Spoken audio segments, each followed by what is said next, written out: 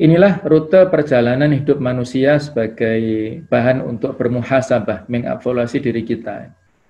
Dulu pada saat kita di alam ruh, setelah kita berusia 120 hari, malaikat datang dan meniupkan ruh pada jasad manusia, mengambil sumpah manusia pada saat itu.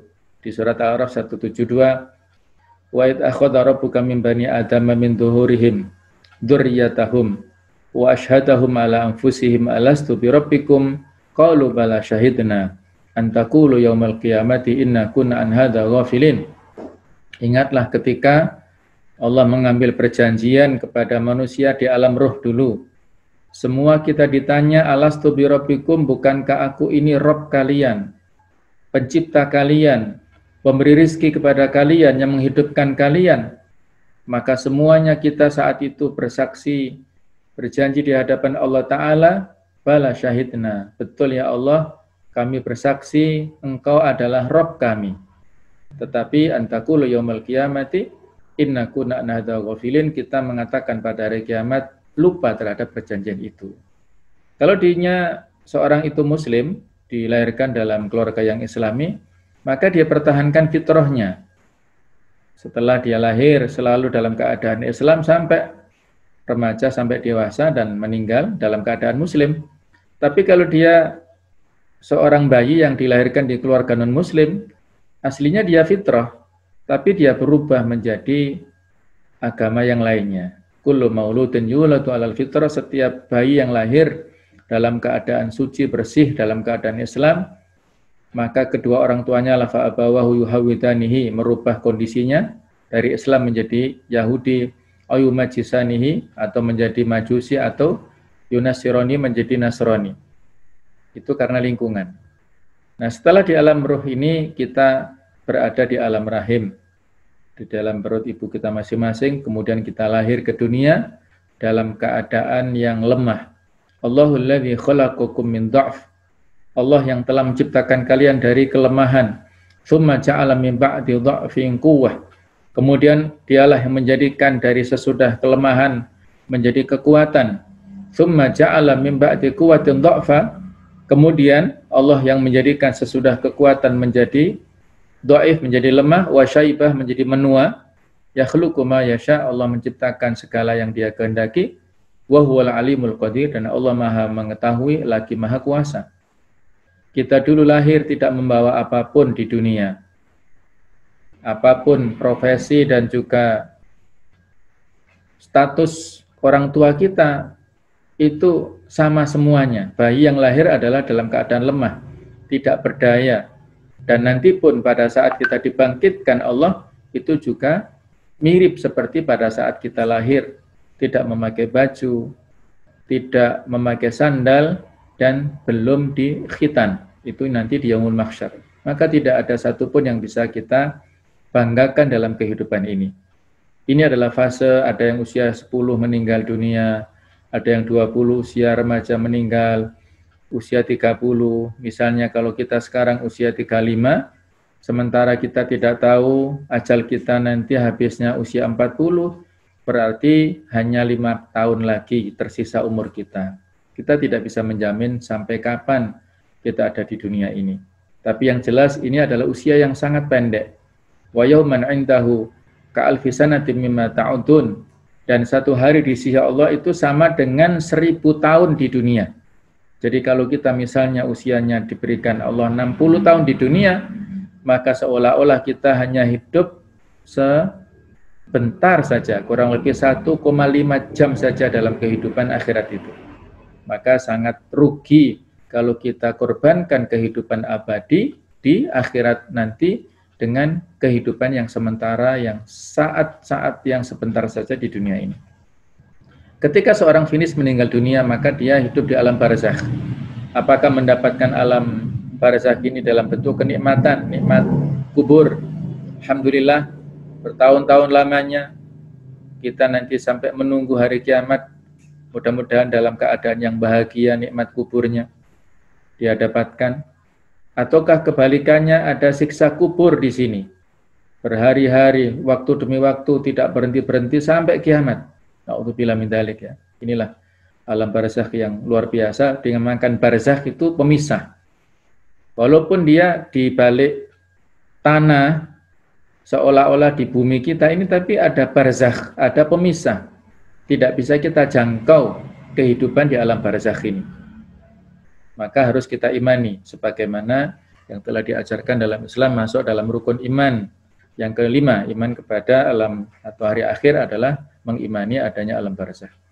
Nanti pada hari kiamat kita dibangkitkan dan kita dikumpulkan di padang mahsyar dalam keadaan seperti saat lahir tadi. Kondisi kita sesuai dengan amal kita masing-masing. Ada yang merasa senang, merasa bahagia karena amalnya baik, itu banyak di dunia. Ada yang kebalikannya, dia merasa menyesal. Maka nantinya digiring apakah dia amal baiknya itu banyak digiring ke surga atau amal buruknya yang banyak digiring ke neraka. Na'udzubillah min dzalik. Inilah merupakan nasihat untuk kita semuanya. Kemudian kalau kita korelasikan antara keimanan dengan faktor akhlak serta kesuksesan kita di dunia dan akhirat ini, semua ada korelasinya. Bahwa rukun iman ini adalah berjumlah 6, sudah menjadi kesepakatan para ulama. Iman kepada Allah, malaikatnya, kitabnya, nabi dan rasulnya, hari akhir, serta qada dan qadar. Ini adalah merupakan mindset yang benar, pola pikir yang benar, yang harus kita jadikan sebagai pijakan dalam kehidupan kita ini. Kemudian, iman yang benar itu melahirkan integritas individu. Kita punya kredibilitas moral yang baik. Kita yakini Allah sebagai sumber wahyu, yang dalam Al-Quran itu adalah sebagai sumber hukum, sumber wahyu yang harus kita jadikan sebagai petunjuk dalam kehidupan. Malaikat adalah pengantar wahyu. Kemudian kitab itu adalah kumpulan wahyu. Nabi dan Rasul adalah role model yang konkret, bukan hanya normatif yang ada dalam wahyu-wahyu yang tertulis itu, tapi ada qudwah hasanah yang nyata. Karena khuluquhul Quran, adalah akhlak Rasulullah itu adalah Al-Quran. Langsung bisa kita nikmati contoh-contoh konkretnya. Kemudian hari akhir itu kita jadikan sebagai tujuan hidup. Tujuan hidup kita adalah untuk mendapatkan kebahagiaan nanti di akhir hayat kita, kemudian juga di akhirat kita. Itulah visi kehidupan kita. Kemudian qada dan qadar adalah merupakan aspek kehidupan. Keimanan kepada qada dan qadar harus secara benar, tidak boleh ekstrim. Seperti Jabariyah yang meyakini manusia makhluk yang terpaksa, seperti benda mati tidak punya kehendak sama sekali, totalitas hanya kehendak Allah saja. Qadariyah yang kebalikannya, manusia punya kehendak 100%, tidak ada campur tangan Allah, semuanya ini ekstrim sana, ekstrim sini. Maka Ahlussunnah wal Jamaah itu tawassut pertengahan. Dia ada seorang manusia adalah makhluk yang mujbar, saat tertentu dia terpaksa, saat yang lain dia makhluk yang mukhayyar, punya pilihan. Termasuk iman Islam itu adalah pilihan manusia. Kalau dia memilih kekufuran, maka tidak ada yang bisa disalahkan kecuali dirinya sendiri. Tidak boleh menyalahkan Allah. Maka dengan integritas individu itulah insya Allah kita akan memiliki kualifikasi sebagai muslim yang baik. Kita memiliki keikhlasan dalam segala macam niat kita. Tujuannya adalah Allah. Allahu ghayatuna. Tidak ada tujuan lain dalam hidup ini. Ikhlas semuanya karena Allah. Kita memiliki integritas, akhlak yang baik, moralitas yang baik. Kemudian kita memiliki optimisme dalam kehidupan kita ini. Kita memiliki keberanian.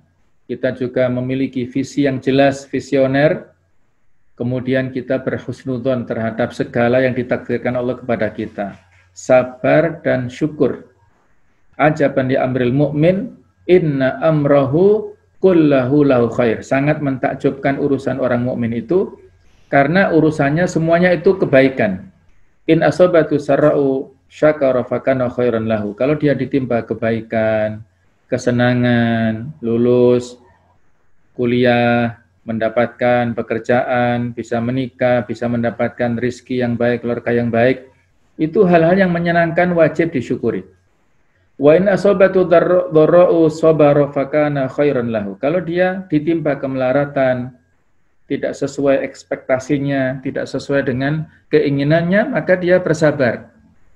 Maka itu adalah hal yang baik untuknya. Walaysa dzalika illa 'alal mu'min, dan itu tidak mampu dimiliki kecuali oleh orang mukmin. Inilah antara kaitan rukun iman, mindset yang benar, integritas individu, dan sukses dunia akhirat. Mudah-mudahan kita bisa melakukannya insyaallah. Amin. Ini gambaran kaitan iman dengan dimensi kehidupan. Bahwa kita hidup ini ada di start mulai, pasti ketika kita hidup maka ujian akan datang. Baik itu ujian menyenangkan ataukah menyusahkan. Pasti tidak ada orang yang tidak diuji. Maka ujian itu harus kita hadapi dengan keimanan. Yakin bahwa semua kejadian adalah atas kehendak Allah dan dalam kekuasaannya. Maka dengan keimanan itulah kita akan memiliki sakinah. Walladzi anzala sakinata fi qulubil mu'minin. Dialah Allah yang telah menurunkan sakinah pada hati orang-orang yang beriman. Ada ketenangan di sana. Maka kita harus melakukan ikhtiar, usaha-usaha.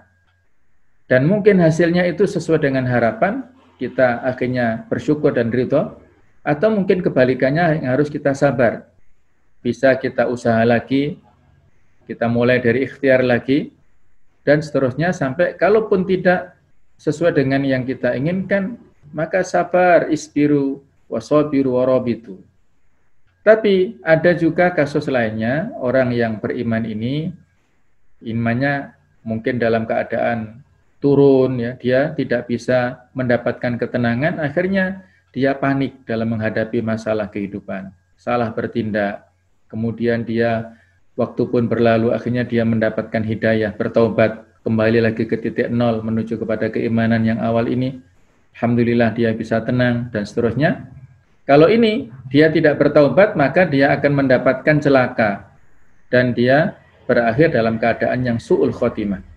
Sedangkan kalau orang yang dalam keadaan sakinah dan ridho, maka dia akan mendapatkan kebahagiaan yang hakiki, yaitu husnul khotimah, insya Allah. Dia akhiri dengan kebaikan, kebahagiaan dunia dan akhirat.